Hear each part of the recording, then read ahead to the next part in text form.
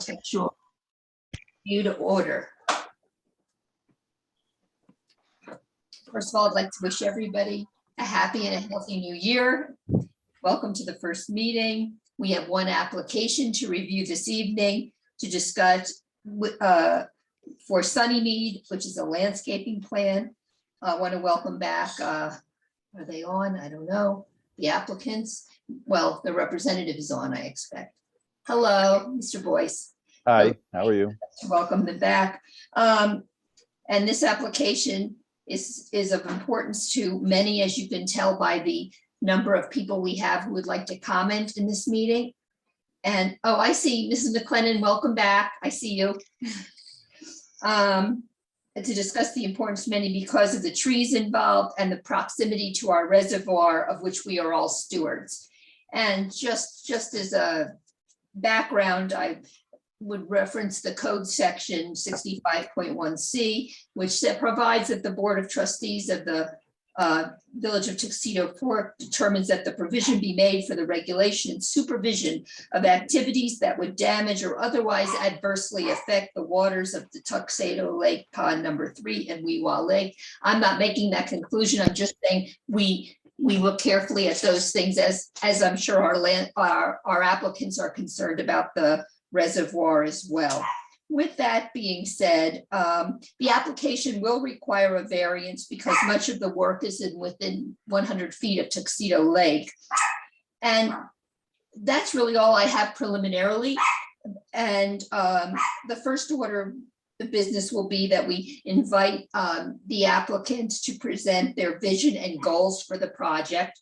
Then we'll be followed or interrupted by bar members who have comments and questions. And then we'll proceed with public comment. And because of the number of people that would like to comment, I'd like you to introduce yourself, your name, your address, maybe any relevant information as to the expertise you bring to this, because I know we have a number of resident experts on trees and the lake today.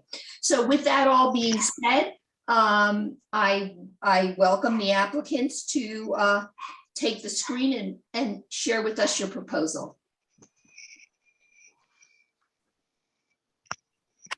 So my name is William Boyce. I'm a landscape architect representing the applicant. I'm licensed in both New York and New Jersey and have been practicing landscape architecture in and around Tuxedo Park for years.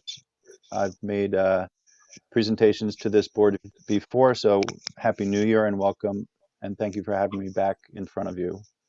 I took the time to kind of collect some photographs, and it may benefit the board and also the residents to see photographs of the site. I was wondering if I would be permitted to share my screen, because as we all know, a picture is worth 1,000 words. Absolutely. Okay, thank you. I am going to just pull up the right photographs because I have 3 screens here and I just want to make sure that they're presented in the correct order to make it easy. Take your time. You're the sole applicant and we're here to hear you out. Thank you.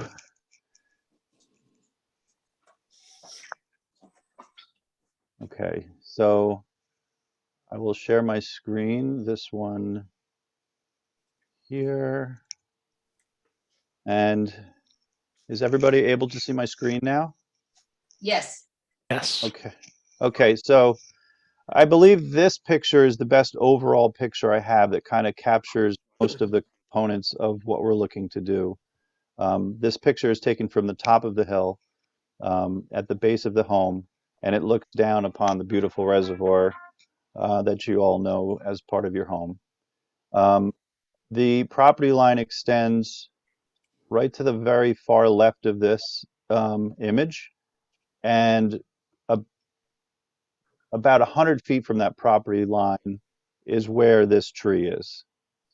Beyond that tree, the applicant owns an additional 415 feet of waterfront property, and that area is that extra 415 feet, you know, is mostly wooded, is all wooded. We don't intend to cut any trees down within that area. The boat that you see here in the bottom of the image is what we're looking to reach.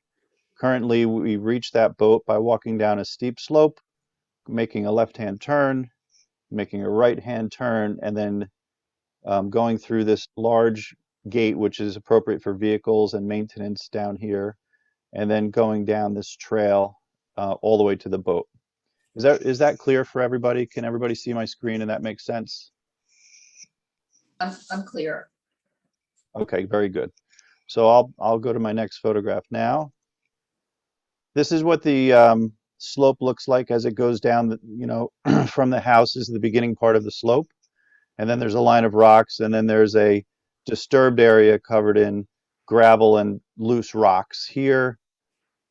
Obviously, you can see the reservoir in the background and a big rock outcropping on the right. This is a closer view of that gravel trail that goes down to the boat. At some points, this trail is directly on the reservoir, with a thin margin of native and non-native plants that border between the trail and the reservoir. It's got riprap on both sides, which are really just rocks from the site, probably, and maybe somewhere imported. I'm not really sure, but it's adjacent to it. There's pretty decent vegetation. It's got some moss. These are mountain laurel, as you could probably tell. This is carex. Those are native. All of these are natives. There are some non-natives also, not very many. Here's an example. This is pokeweed. But this is what the trail looks like when it finally connects to the boat. The applicant's goal was to create a more picturesque means of egress to the boat. Also, while working with that, we found another means of egress which actually comes from the boat and goes this way and up the hill with steps like these to around this tree and up in front of this rock outcropping, which would remain obviously intact. It's gigantic, beautiful. The goal is to put a bench in front of here and overlook the lake. All of these trees in view here would not be touched. At this location, we would need a gate in the deer fence. I have a picture of what the gate might look like in a moment. And once you depart that area where that rock outcropping is, the goal is to then come up to a patio, which is here, and I'll show you where that is on the plan in a moment. And then from the patio, you would connect to the gravel trail that goes up the hill. So actually some numbers here. I know everybody likes numbers, as do I. We're looking to remove 14 trees. As per John, I went to the site and I carefully measured all the trees, the locations, and there are in fact 14 we're looking to have removed to open up the view of the reservoir again. Those trees it's a very fragmented forest. They're averaging 15 or so feet apart. They're in various condition. Most of them are pretty good. Some the tops are off of, and others the tops are dead. Well, one in particular, the hemlock. But as you probably know, fragmented forests aren't as healthy as a contiguous forest where all the trees kind of lean on each other and buffer each other. So the goal is to remove 14 trees rather than 4 a year, just take them out. The goal is to then put in 21 new trees, which would be smaller, flowering understory trees, and they would, hover up above the grade and not reach more than 15 or 20 feet at maturity. This would maintain a nice view of the reservoir, would also provide more shading of the ground plane for smaller plants to thrive and have more biodiversity. We're also looking to plant 124 shrubs within the area of the path that would be removed. We're looking to add 146 ferns, native grasses, and perennials, and upwards of, I have 500 Carex pennsylvanica, which is Pennsylvania sedge, which I saw on site. Our goal is not to disturb any of the existing vegetation, which is flanking that trail that we're looking to remove. Our goal is to, really keep that as intact as possible. The aggregate that comprises the pathway down the slope would be repurposed to create the new path going up the other side. No trees are cut to create that new path going up the other side. Existing boulders would be used to flank the path going up the other side, and granite steps would be brought in to provide steps up. This would all be done with a small machine. During the work, we would protect the reservoir with a silt fence or even a double silt fence if that's important. Obviously, it is important. While plants are being established, that silt fence would stay in place. I think currently the pathway down this slope is an erosive material and can actually go into the reservoir, whereas when we're finished, we will have removed 1,524 square feet of erosive gravel and replaced it with less, 1,139 square feet. But since we're adding steps, it won't be on a slope and less likely to erode. That's one important thing, take home. The proposed patio is about 900 square feet that would happen in this area. And when we're done, we will have, I believe, a better buffer to the reservoir than what we currently have, which are, 14 trees, a loose graded aggregate, which is erosive and in motion, as you can see by a few of my pictures. Let me see if I can click on this one directly, and then I'll pop up. This one you can see there's a little rivulet rill here that kind of pours down into that lawn area, but makes its way. So I would like to show you the plan now. Thank you for looking at all of my pictures. Actually, here's one more picture. So you see this moss, we would keep all of that intact. That would be undisturbed. We might dig out a little hole and put some more native ferns in there, of which there are 100 proposed. Picture, William. I'm sorry? You're still on the earlier picture. I don't see moss. Yeah. Oh, you're on the first picture? I'm on a picture showing the lake with a lot of sort of single standing oaks. Is that the only picture you saw? No, I saw it earlier. Okay, okay. I was worried. Thank you. Okay. I'm not looking at the moss right now. Okay, let's see if I can get the moss to appear. Yeah, it's funny. When I dragged the moss picture from my other monitor, it didn't show up. There's moss. Does that look right? Okay. Yeah, so that would be the moss that we would keep intact. It's a perfectly good ground cover. I see no reason to cover it in mulch. We just leave that, plant ferns within it in little pockets or voids. Perhaps this would be a good one. And that's that.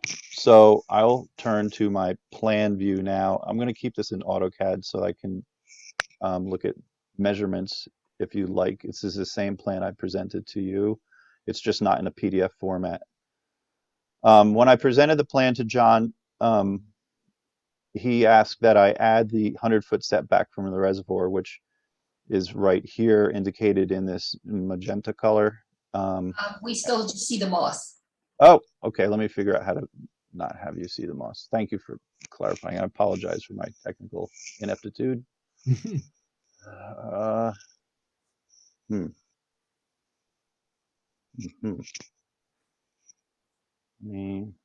more moss. I'm going to stop sharing for a moment, and then I'm going to bring my drawing into my other monitor, and then I'll share, and maybe that'll do the trick. Share. Other monitor, screen 1. Share. Do we see a plan now? Yep. Yes. Excellent. Thank you for your patience. To give you a sense of scale, here's the dwelling. Here's that long sloping trail that gets us down to the gravel area with the rocks that's sort of erosive. This is where that rill was that I showed you. This white path here, this is what we're looking to remove. And then the egress to the boat would be replaced by this level pathway, these steps with boulders from the site, another little pathway in front of that giant rock outcropping, a few more steps up to the patio area, a level area, steps, and then that would, have a reduced grade from here up to the path that would then lead to the house. So with that, this indicates that current deer fence, which would stay in place. Um, and then this location over here is where we would add the one pedestrian gate just to walk through and access. Sorry, I have to use two hands on this. These are the steps that would go down the slope to the dock. Let's see. All the plants I'm proposing are native to the area. A lot of them will have flowers. There's cardinal flower. There's Joe Pye weed. They do wonderfully in wet areas. There's bayberry. This is off the top of my head. There's uh, American holly, which do really well. Everything is selected so it would be as deer resistant as possible. Deer tend not to like ferns, although nothing is ever, you know, if they're hungry enough, they'll eat almost anything, but oftentimes they don't. And I would like to stress that when we're doing this, we'll use small machines as possible. We will provide silt fence or a double silt fence row, and you know, perhaps we can offer a maintenance guarantee to, you know, check up on this work to make sure it's taking hold, and you know, any plants that don't thrive, we can replace, you know, not after a year, but kind of concurrently with when we observe that they're not doing well, to give it the best chance of survival. You can see here, like, we're placing plants right over where the trail is, and then we would be plugging in opportunistically, you know, more of the native grasses and ground covers and perennials, you know, as we see voids in the ground plane, you know, wherever there isn't something already thriving, we'll use that as an opportunity to plant. That is pretty much all I would have to say, and I'd open it up to the chairman for questions. Okay. I'd like to call on Christopher Gow.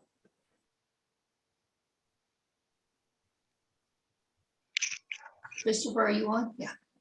So thank you, William. I'm glad you're involved with this project because it's a beautiful site, and we've been impressed with your work before, and your choice of natives is great. So Christopher, I'm sorry, could you introduce yourself and you know, your association with the... So obviously on the Board of Architectural Review, also I'm the chairman of the Tree Advisory Board of Tuxedo Park. Thank you. And have a degree in botany. So we all want to enjoy and view this lake and benefit as well from it as our reservoir. So it has this double whammy that is quite rare. You probably know in New Jersey, reservoirs are strictly for reservoirs, and they have a chain link fence around them, and we can't benefit from it recreationally. So it's like a work of art. It's precious and beautiful. And in the same way that you would protect like a Picasso canvas with a frame, our lake, our reservoir needs protecting as well, with its frame being a wide riparian, as we call it, or vegetative buffer zone of native plants, bushes and trees all around it as much as possible.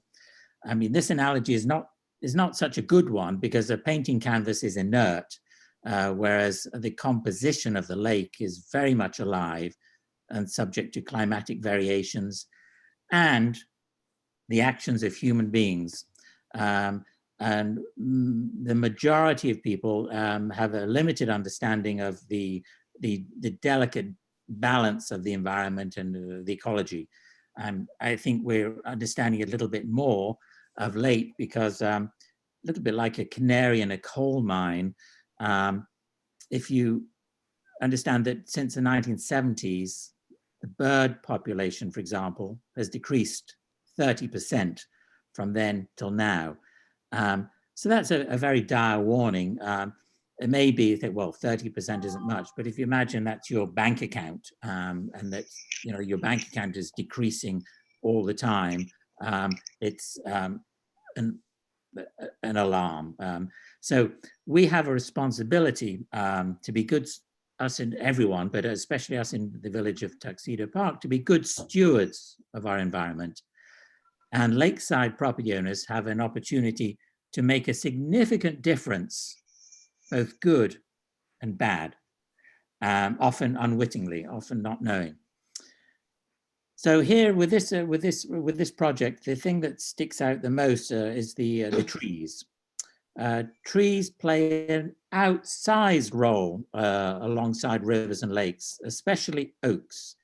They have an enormous root system, sometimes extending 3 times the edge of the canopy, making them champions, far head and shoulders above others when it comes to soil stabilization, carbon sequestration, and watershed management. Oaks also support more forms of life than any other tree genus in North America. Planting an oak tree is arguably the most significant and beneficial ecological environmental thing one can do in one's own backyard, which is why at the end of last year, every Tuxedo Park resident was sent a mailing encouraging this. So we're very much for planting oak trees. Thus, cutting down an oak tree, especially at the lake edge, will have such a negative impact. It should only be taken if absolutely necessary. Even in that rare case, it should be an oak tree that's cut down should be replaced with multiple oak saplings planted in other areas beforehand, ideally, so that there is an overall net gain, not a loss of significant oak tree benefits. The replacement plants that you mentioned, I would argue that one oak tree with its root system and the benefits is probably equates to practically everything that you're putting in. I can't state it enough how important oak trees are. I understand, it'd be nice to have an improved lake view, cutting down oak trees, but it is a huge environmental cost. And so it really is something that very, very much against. A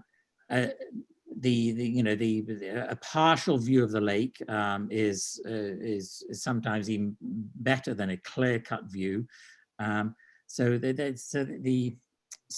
is the main problem that I have with this proposal. What I would love to see, what would be the great thing to see here, and the responsibility of lake owners would be to improve on this important vegetative buffer, this important riparian barrier, so that extending to the north of this diagram, so as right along the property line, to plant as many native plants, bushes and trees as possible. Perhaps, in the areas where you don't have the view from the house or from the proposed patio, and to have it as wide as possible. That would be such a huge, significant benefit to everybody concerned for the health of our lake, which we want to protect. But God forbid the DEC come and decide that, well, let me back up. The importance of this riparian buffer is to act as a filter, to stop excess nutrients going into the water, to protect it, to keep it stable so it can look after itself, so we don't have to dump chemicals into it to try and undo the damage we did. Mother Nature is the best mother and scientist. She knows what she's doing.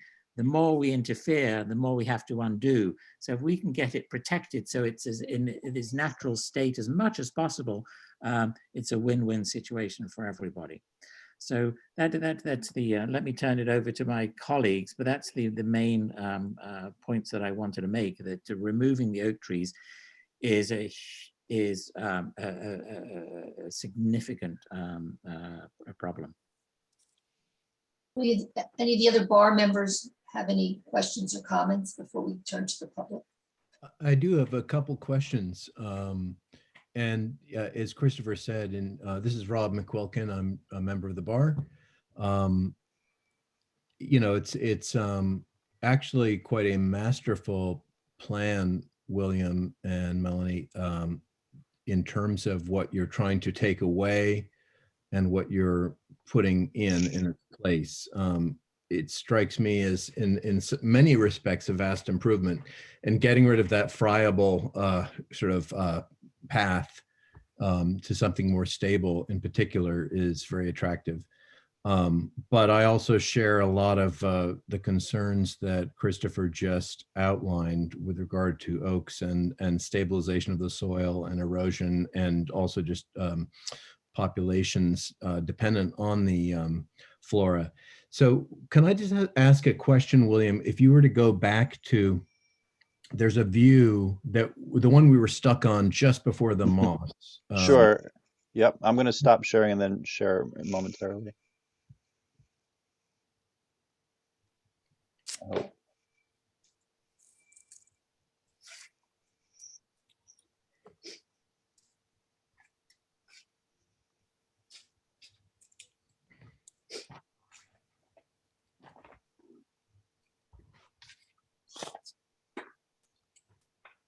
Is that the same Good. one? I have one with a boat in it, and I have another that doesn't. The one that this is more beneficial because this takes us all the way to the corner.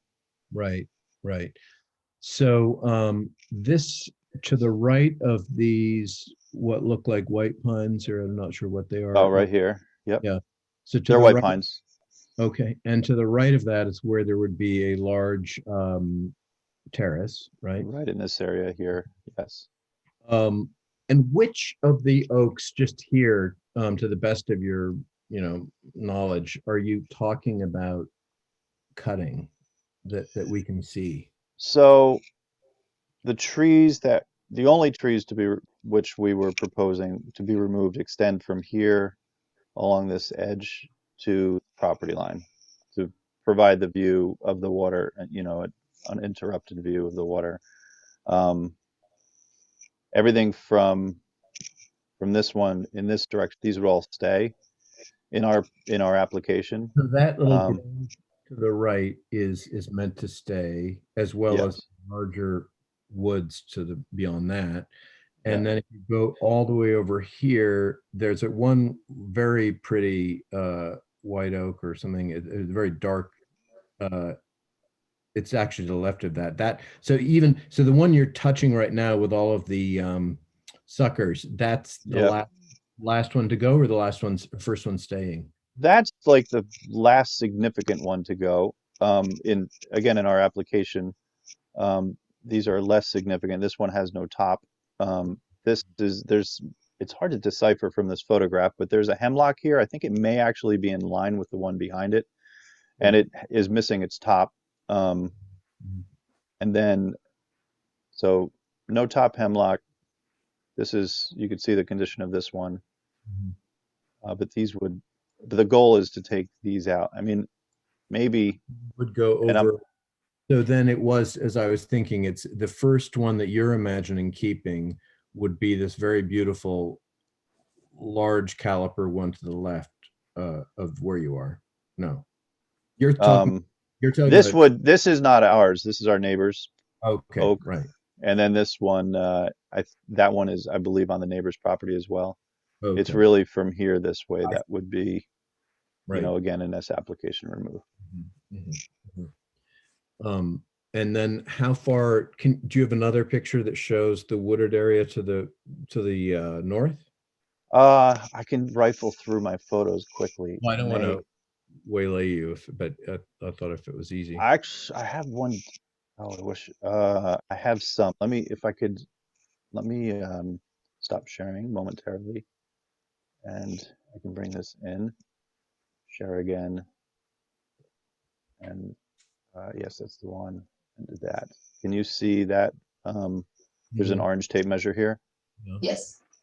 So this is a pretty good representation of what happens, beyond the rock outcrop all the way around. It's, unadulterated tree party here. There's hemlock.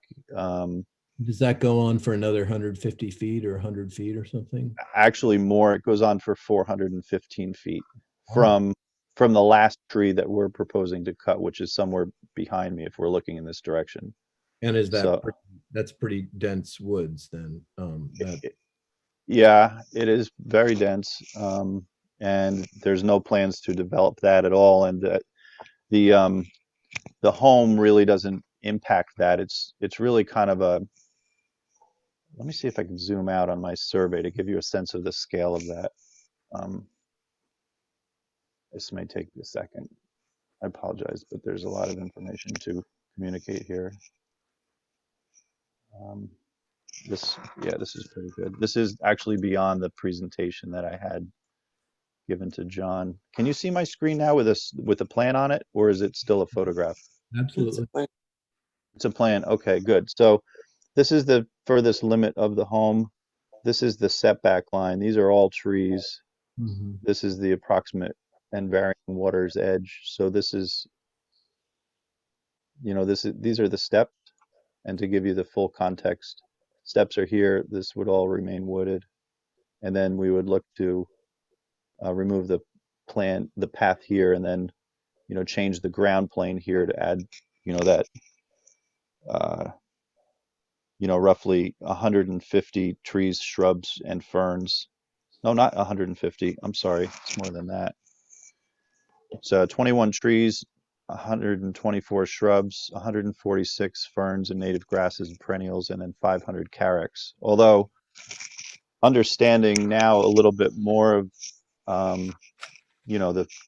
the significant responsibility the board and the residents feel towards protecting this great asset here, we could embellish that with more plants with the applicant's permission. I would also like to point out that by removing this pathway, I did, want to create a buffer of vegetation along this open lawn space. And as we all know, people like to put fertilizer on the lawn, so we'd be increasing the buffer along the whole edge. So this would all be vegetated buffer rather than that sloped moss, which I can't imagine absorbs all that much, and the pathway. So That's attractive.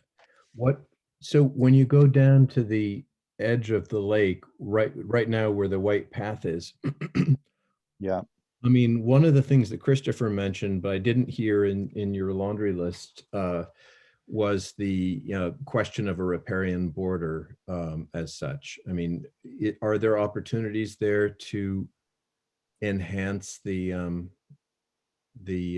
water purification factor of the edge there where the path was?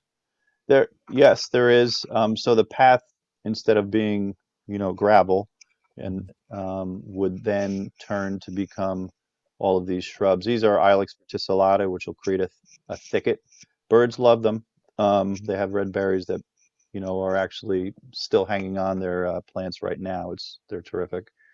And then any other we would just be plugging in all the perennials and not ornamental. They're ornamental to me, but the native grasses through this area, and the ferns. And then right along the water's edge, we have the hibiscus, which will be flowering big flowers in the spring, but also it's native, it's beneficial. And then EP, which was what was that? That was the cardinal flower, I think. So there is an additional riparian buffer along the water's edge. I would look to get rid of any of the exotics that are already in there, because they will continue to spread, like the Japanese knotweed that I saw there. It's elsewhere on the site, so we could remove that as well. I really do feel as though the biggest, thing to contend with is the desire to remove the oaks and then create a different, more diverse palette. And I understand the significance of the oaks and Christopher's very wonderful description of the merits of all of that. So of course we're respectful of that and would want to, work with the board to find a solution that's Well, since you mentioned that, I mean, are there places where you could plant, like if you were to take out some number of oaks, where you could plant, quadruple or quintuple that of young saplings? Are there places where you could imagine doing that? Yeah. Not right where you're designing, but I mean on the property as a kind of mitigation or balance. Yeah, and I'm writing the tree ordinance for my own town, so that's something that we're grappling with as well. And, oftentimes an oak tree, and as Christopher pointed out, the benefit of having the oaks adjacent to the water are great, and the root mass is in particular very strong because it'll hold the soil together. There are other places that we could spot oaks along that remaining 415 linear feet of water's edge and place oaks in voids there to, further assure that that soil will be held together. I could even see, with the applicant's, permission, maybe plant some over in this corner where it won't impede a view or anything, but would actually create more of a grove in this corner, maintain the view. And then you have trees that are not singular and in a line, and a fragmented forest, which is a very weak forest and not necessarily a great forest, still has benefits clearly. And I will chime in to say that, with heavy winds and heavy weather events, having a line that photograph was the first time I really saw them. Mhm. They're not in a grove. They're not growing in a way that's either very natural or very attractive. And they are a danger actually specifically to the lake because they're so standing alone with huge gaps.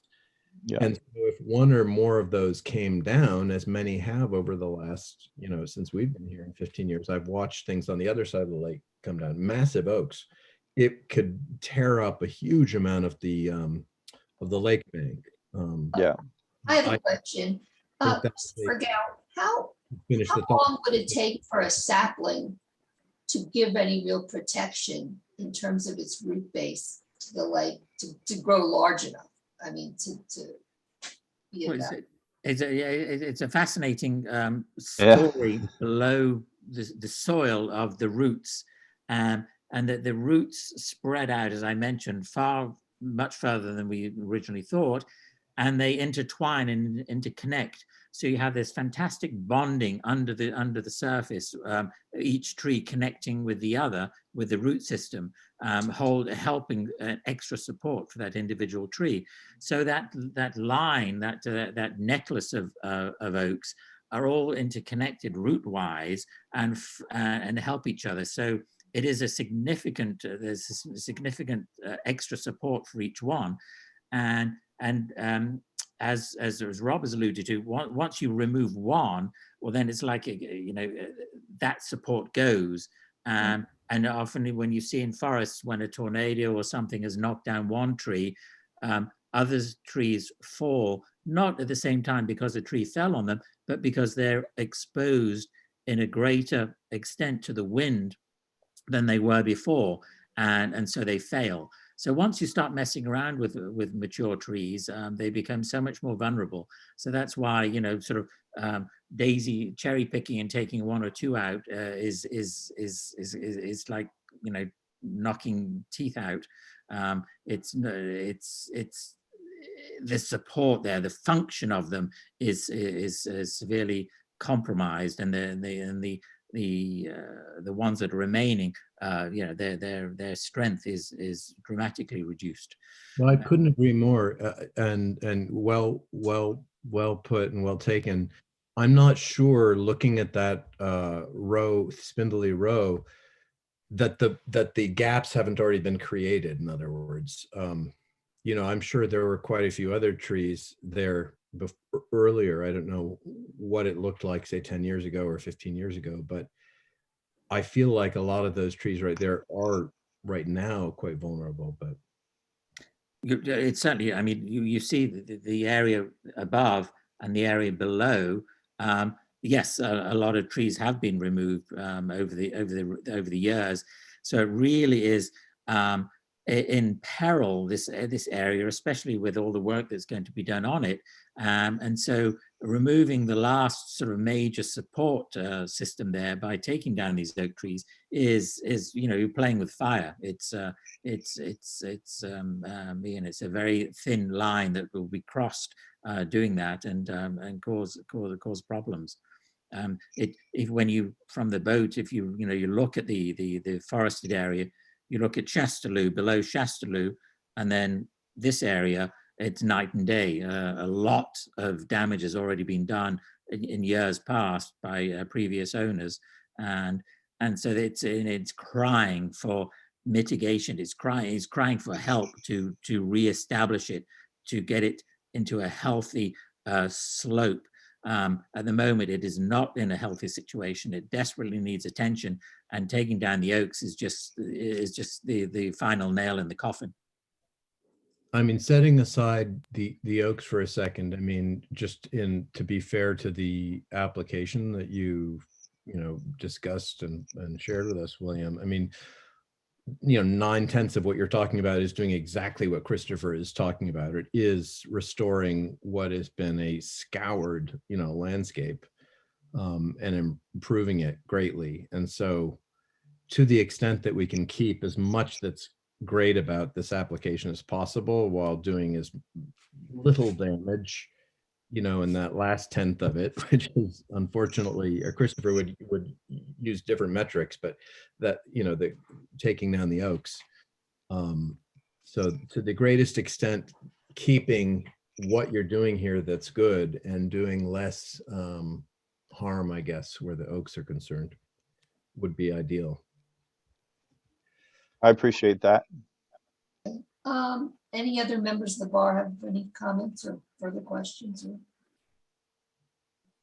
John Ledwith, we gave notice to all the neighbors. I'm one of them. I know I got one.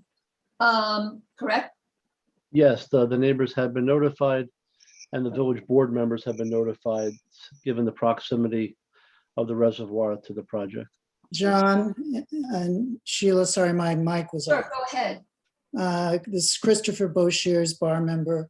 I just wanted to make a couple comments. First off, to thank William and Melanie. I think it's a very well thought out plan. I like the fact that we're getting rid of the mining road coming down to the edge of the lake.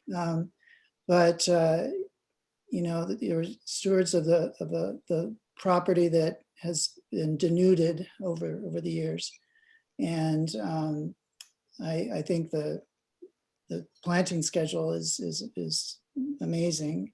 What I'm curious about, William, is if you have a photograph from the other side of the lake that gives us a visual of how this fits in to as far as from the waters. That I wish I did. I do not. Is I could. My concern is not only well, I completely back up the feelings about removal of the oaks, but creating a hole or a gap in the landscape, in a natural landscape. I think the terrace and stone steps and pathways and all are beautifully thought out and executed. But I'm both ecologically concerned about losing the oaks and aesthetically from natural landscape viewpoint from the other side, from boaters and residents on the other side. I'm very sensitive to that. I understand not necessarily wanting to open up an aperture, which is completely inconsistent with the balance of the experience along that shore.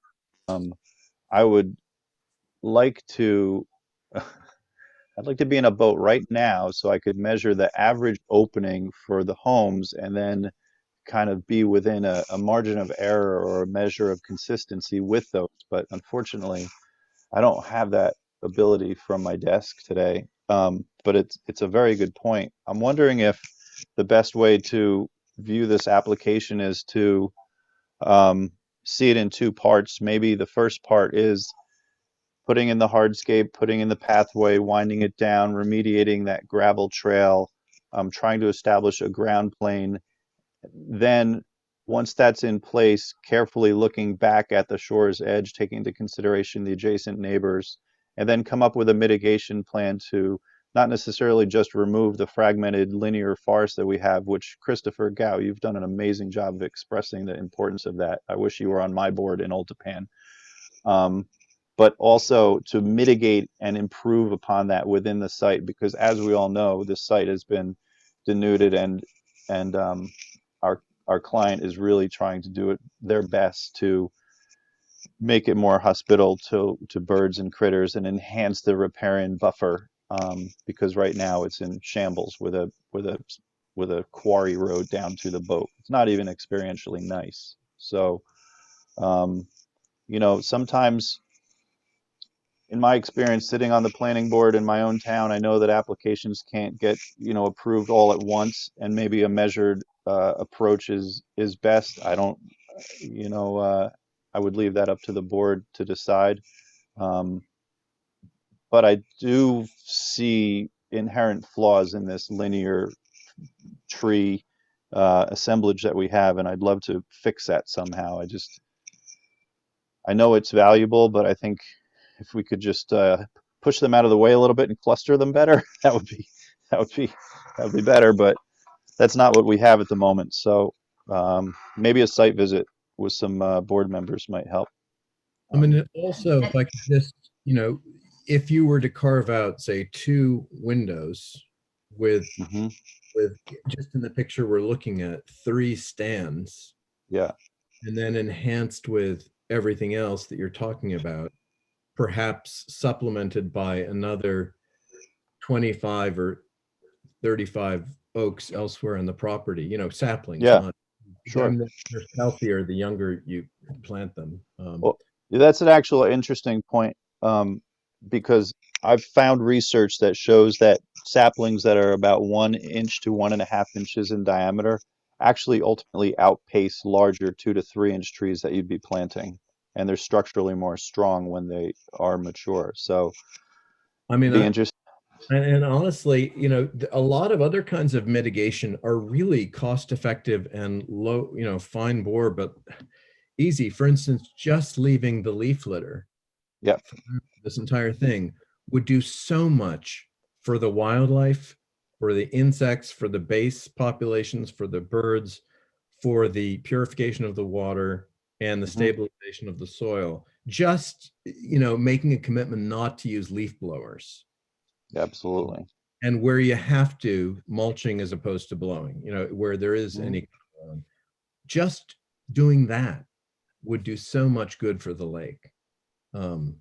So, on balance, knowing that residents have a certain quota of trees they can take down anyway, I guess I share all of the concerns that Christopher masterfully put forward about the value of each of these oaks. But I also sort of see so much good in the application. And I think if doing it all at once is a big part of the applicant's incentive to do this kind of good stewardship, then I would just wonder if there aren't middle ground ways of approaching that view shed, maybe a little bit more delicately than was first proposed, but without insisting on the entire row remaining as it is. I think personally, I think that's a very detailed approach to the design, which is I like, because, and I don't want this to just be about aesthetics, because aesthetics and natural value of landscapes shouldn't be measured against each other. But the trees, as seen in the picture, are almost perfectly even and yet not. And they, as Christopher mentioned, they somewhat look like teeth, and you'd be removing one here or there. And I understand the problems inherently in doing that, but if once we lay out that patio, if you look out and you remove some very strategically, but leave many others strategically, maybe there is a compromise. Again, I'd have to defer to the owner for that, but it does make sense to You'll have mitigate it some with more time trees. to mull over this first discussion. And I think you'll have some more suggestions too as we go into the public comment. Okay. So perhaps, unless anyone has anything else, we should move in that direction. And see who wants to be speakers. John, can you see who has their hand raised to speak? Yes, I do have 2 people that have raised their hands now, 3. So Why don't we proceed with that? Chu Yen Hempel, maybe, or Yeah, you yeah. at the top of my list. Chu Yen, you're on mute, I think. I'm asking her to unmute at this time. Let's see.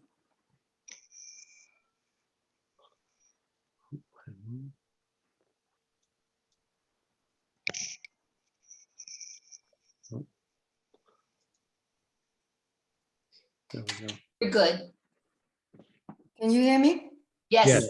Okay, great. Yes. Thank you. Thank you, Sheila, for allowing me the opportunity to speak. Mr. Boyce, I'm Chuyen Hempel. Hi. I'm a resident of, my address is 14 Butternut Road, Tuxedo Park. I've lived in the park for 31 years. And I'm a former chair of the Board of Architectural Review, a former chair of the Tree Advisory Board and a current member. And my third book on Tuxedo Park is about its nature and landscape. So I guess this explains my interest in this particular application. I don't think I can say anything more than what Christopher has so eloquently put in terms of the importance of native vegetation, particularly the wonderful oaks, and the importance of the riparian buffer zone in protecting the quality of our drinking water in the reservoir. We're not, as a very tangible proof of our concern, is that Mr. Boyce, you may know that Tuxedo Lake has a milfoil problem, about which we're spending tens and thousands of dollars, let alone attention time, to try to tackle. And this milfoil problem is particularly bad at the south end of the lake. Way back when I first moved into Tuxedo Park, this property and the adjacent property to the left were both as wooded as the lakeside of Chastellux, where you on your map mark as the forest. Unfortunately, over many, many years and many generations of owners, trees and shrubs and undergrowth and ground covers have been removed. And I was actually very sad to see the photographs, to see its present condition. So to me, the further removal of oak trees, despite very well thought out additional new planting, it breaks my heart to see that. And I'm just wondering, I don't know whether those trees can be trimmed instead of being cut down altogether. I also have a thought. I like the fact that you're replanting the native trees and shrubbery and stuff like that. The site is very steep, so I hope the owners will actually consider putting in the watering system, because I cannot imagine any of the landscapers or the owners wanting to carry buckets of water going down there to water the new dogwood or the new shrubbery and so on. So that's something that maybe should be included in the plan. I don't know. And I just also want to point out, having sort of studied riparian buffers, I think you mentioned cardinal flowers. Many of the riparian grasses are actually very beautiful. And I think if you were to plant a border of 10 to 15 feet along the shoreline, in addition to the other plantings that you're thinking of, I think everybody would be very, very pleased with the aesthetic result. I just want to add I have one question, and you don't need to answer me, is that I see that the platform will have a mortared base. Would that not make the platform impermeable and therefore creating much greater surface water runoff into the lake? After all, the platform is 900 square feet, and that's the size of a one-bedroom apartment in New York City. or two-bedroom apartment in New York City. So it's I a think- sizable space.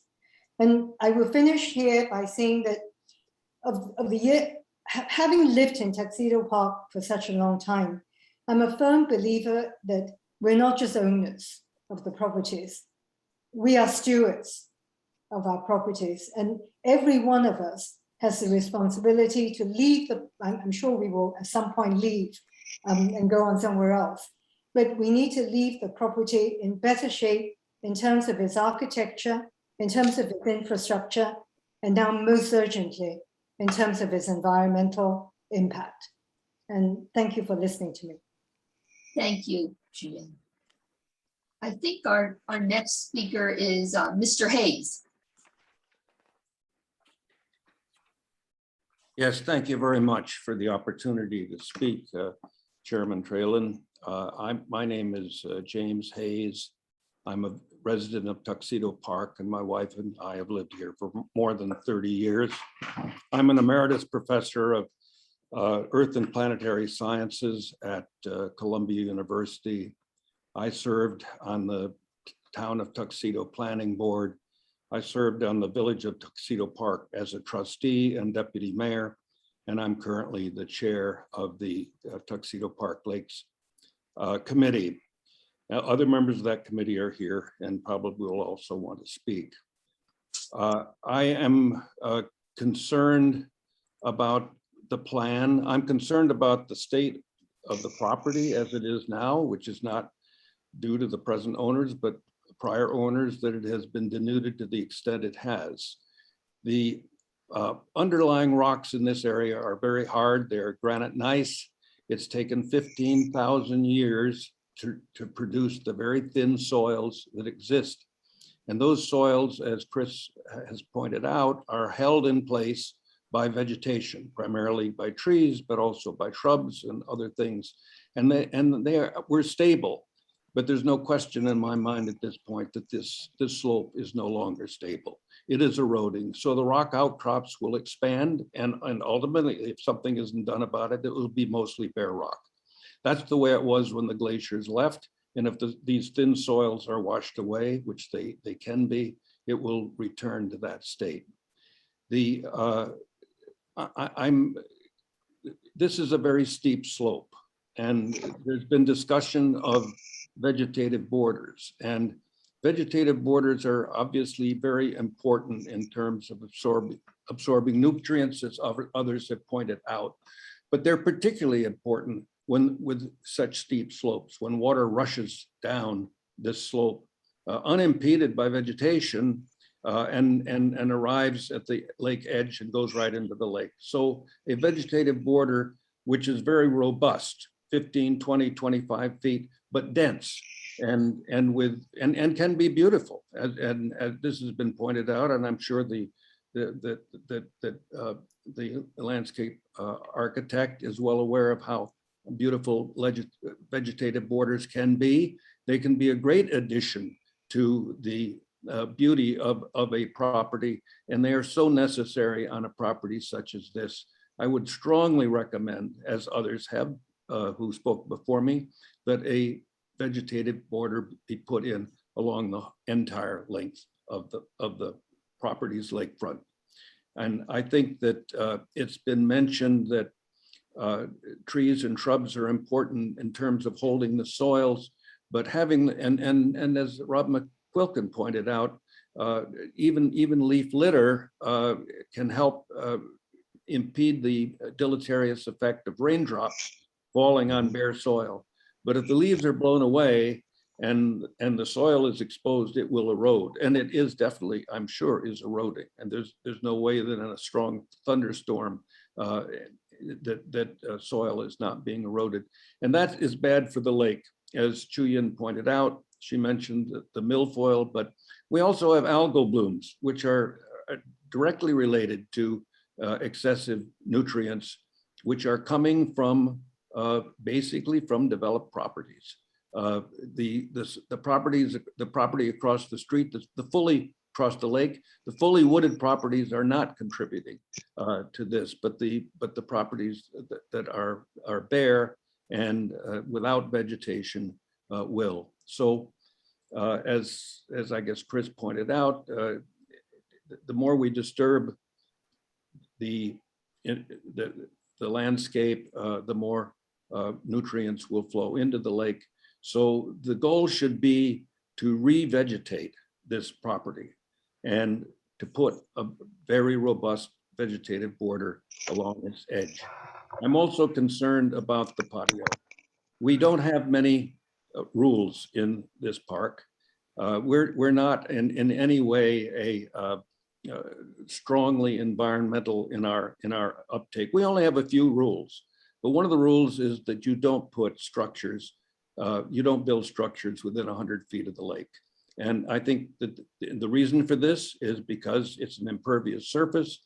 It washes and it washes into the lake, and it disturbs the land adjacent to the lake. And this is not unusual to have such rules. I mean, in the Adirondacks, they're far more rigorous than this. There's nothing radical about our rules. Our rules are very mild, but I think that placement of that within the 100-feet border is a mistake. Okay, that's all I have to say. Thank you very much. Thank you, Mr. Hayes. Who else do we have with a hand up, John? Oh, the mayor. Mayor. Hello. Hello. Can you hear me? Yep. Yes, we can. Okay, I'm speaking as a resident, not as the mayor. Let's see. We're very lucky that we can even have this conversation. This family has done nothing but show willingness to improve the property.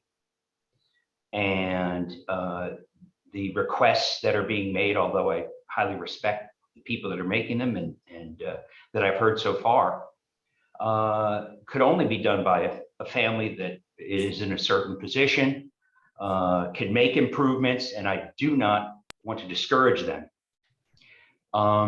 With the proper mitigation, I think that this is a beautiful plan, and I think that it should proceed forward. I don't have an issue with the riparian border. I think that would be a plus, but you have to look at this holistically, this application. And being someone that's always on the lake, I've seen what they've done with this property and how they've improved it from the last owner.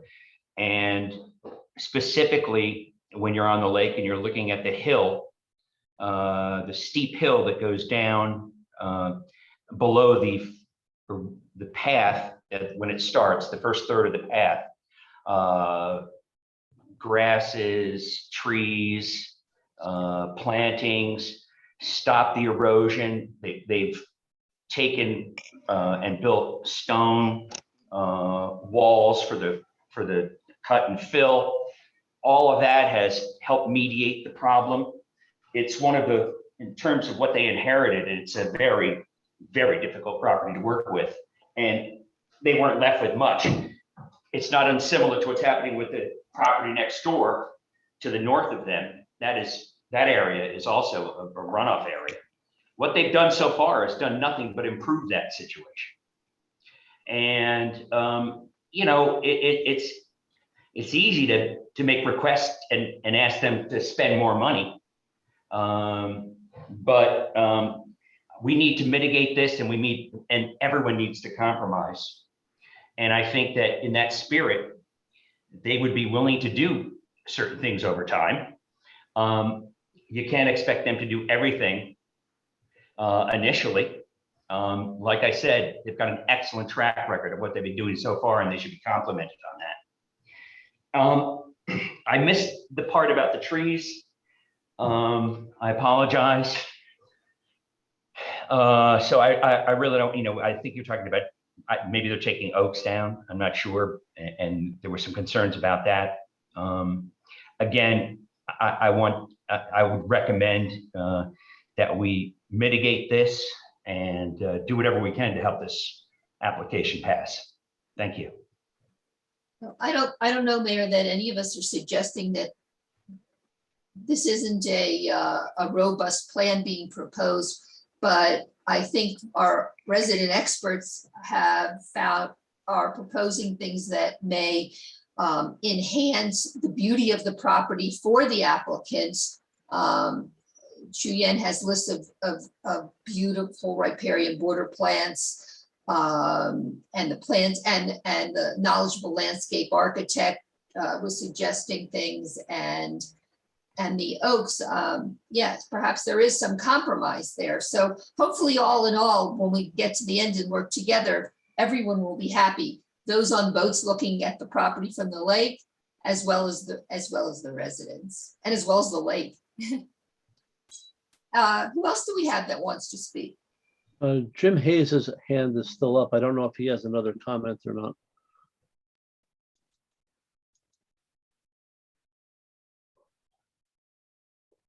No, I Elizabeth have Cotton- no comments. No comments? No. Elizabeth Cottonwar has her hand up. I'll unmute her. Elizabeth?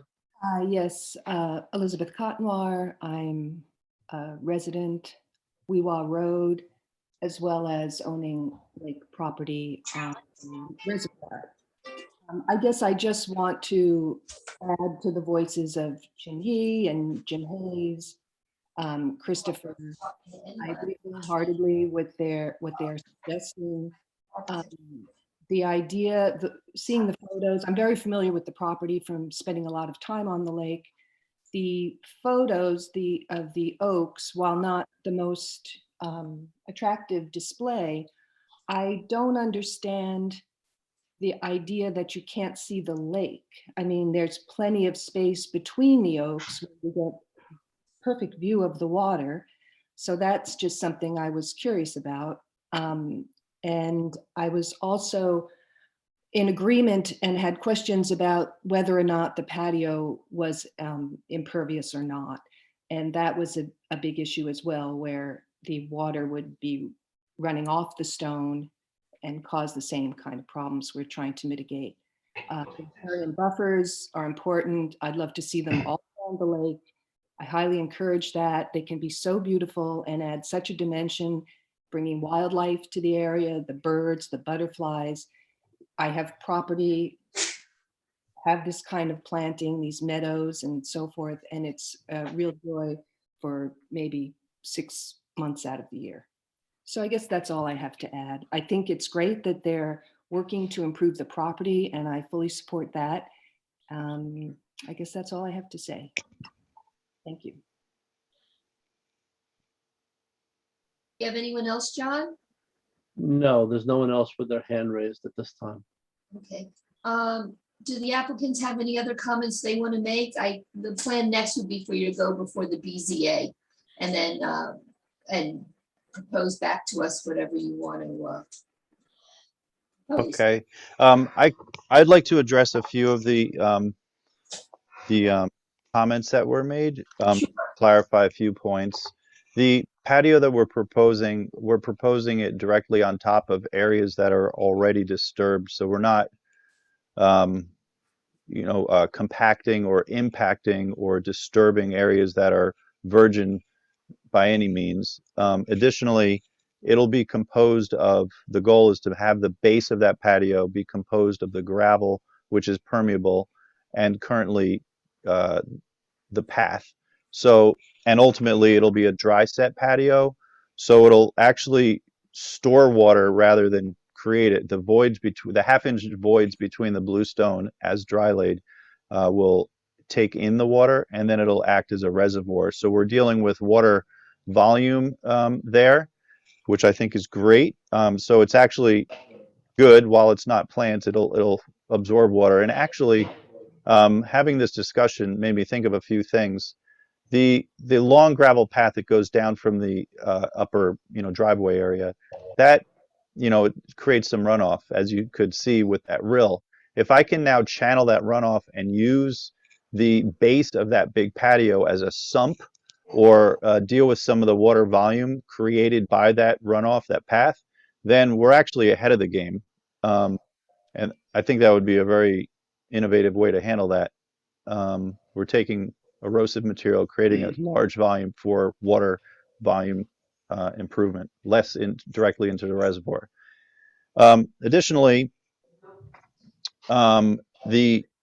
If you look at the lawn, the way the lawn is configured, it kind of flows down towards the reservoir, as you know, and it pitches down steeply to the reservoir, only separated by a mossy kind of knoll.